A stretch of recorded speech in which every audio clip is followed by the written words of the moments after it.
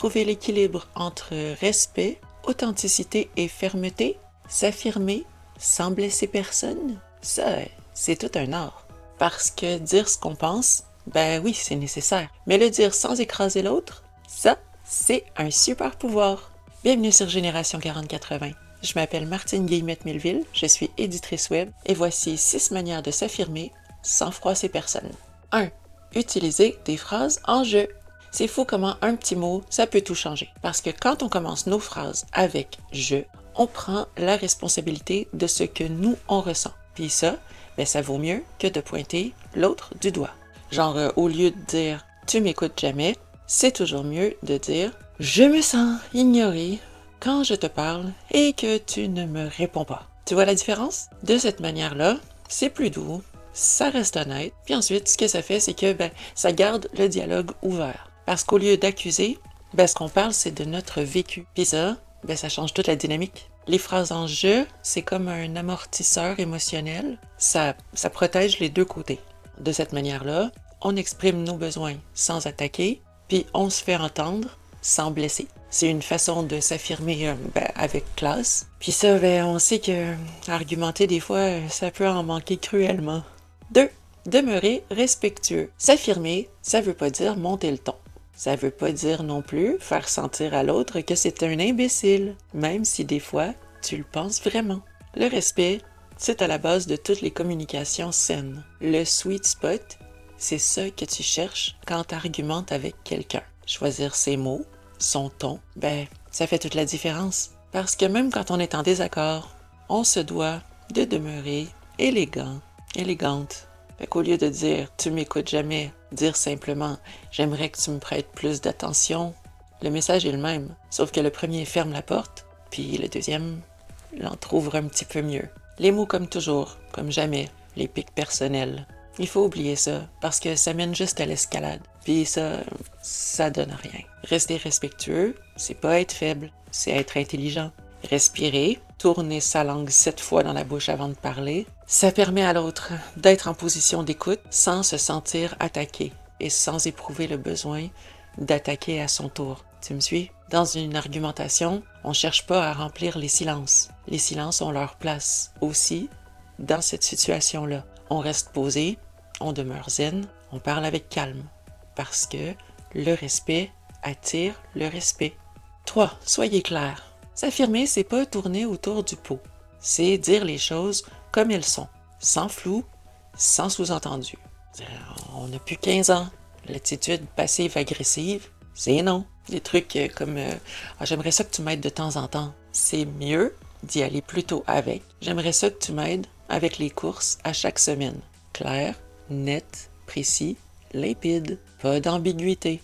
Pas non plus de place pour l'interprétation. Parce que si on laisse du flou, l'autre risque d'entendre juste ce qu'il veut entendre. Puis souvent, ce que l'autre veut entendre, c'est pas grand-chose. Être clair, c'est pas être rigide. C'est être transparent, franc, puis respectueux. Puis c'est ça qui rend la communication fluide, efficace, puis sans malaise. 4. Écouter l'autre personne. L'écoute, c'est la moitié du travail.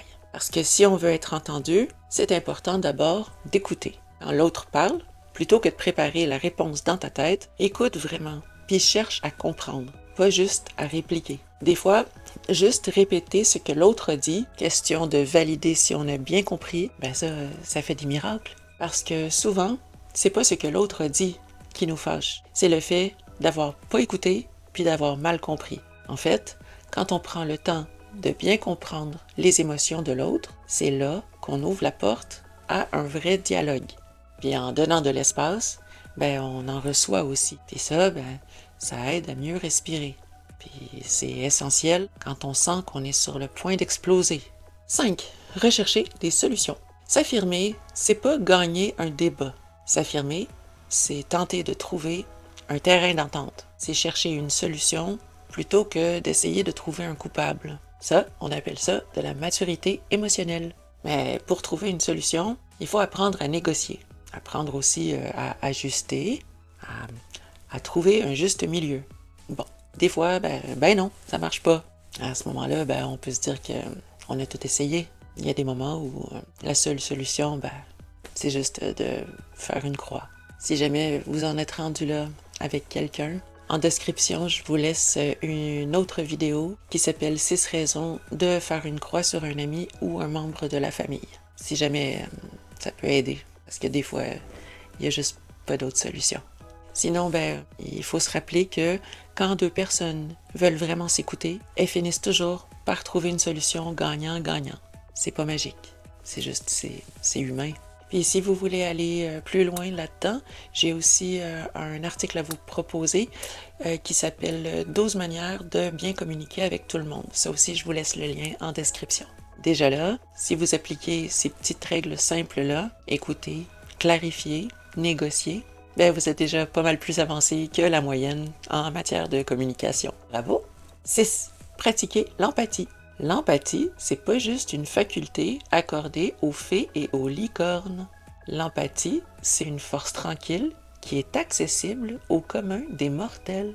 L'empathie, c'est la capacité de dire « Ok, j'essaie de comprendre d'où tu pars, puis je vais tenter de suivre ton parcours sans juger. » Mais ça veut pas dire qu'on approuve ça. Ce que ça veut dire, c'est qu'on comprend le ressenti de l'autre. On le reconnaît. Puis ça désamorce beaucoup de tensions avant que tout explose. Non, parce que l'empathie, c'est quand même pas se laisser marcher dessus. L'empathie, c'est écouter sans s'effacer, comprendre sans absorber, puis ça crée un pont là où la colère creuse un fossé. Ça permet d'avoir des discussions franches, sans animosité. Puis ça, c'est de l'art. Si on réussit à demeurer dans l'écoute avec fermeté, mais dans la douceur, on gagne des points dans toutes nos relations humaines. Et si malgré tout, la discussion tourne en rond et que quelqu'un stagne, encore une fois, il est peut-être temps de revoir la relation, tout simplement. Conclusion, s'affirmer sans froisser, non, c'est pas un talent inné, c'est un apprentissage, une discipline, je dirais même peut-être un art de vivre. Puis plus on le pratique, plus on se rend compte que notre vraie force, c'est pas de dominer les autres. La vraie force, c'est de rester soi-même, calmement, sans perdre le respect ni de soi-même, ni de l'autre. Puis tout ça, c'est ça qui fait la différence entre les gens qu'on écoute, puis les gens qu'on évite. T'as aimé cette vidéo? Like-moi, abonne-toi. Puis en attendant notre prochain rendez-vous, paix, amour. Puis à la prochaine.